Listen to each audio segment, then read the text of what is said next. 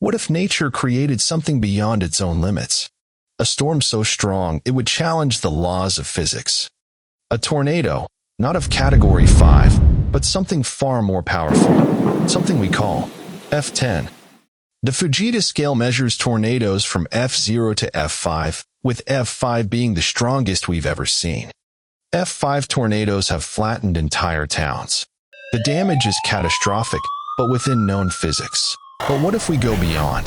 What if a tornado reached wind speeds of 700 kilometers per hour?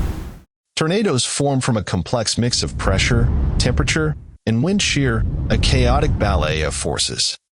To create something as massive as an F10, the atmosphere would need to be far more unstable than anything we've ever recorded.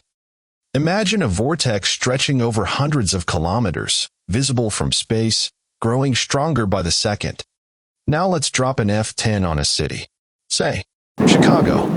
The first 5 seconds, windows shatter, trees snap, and cars lift into the sky. You're inside your car when it suddenly lifts and gravity stops making sense. Even underground bunkers begin to shake.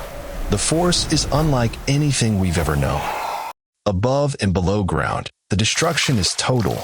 Sewers collapse. Power lines rip. Infrastructure fails. Within 1 minute, entire city blocks are erased from existence. And if such storms became frequent, the global impact would be catastrophic. Power grids go dark.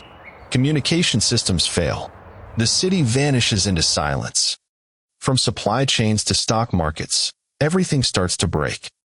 Floods follow. Infrastructure collapses. Mass evacuations begin. Millions are displaced. Entire regions become uninhabitable. And with every storm, the atmosphere becomes more unstable. The cycle feeds itself.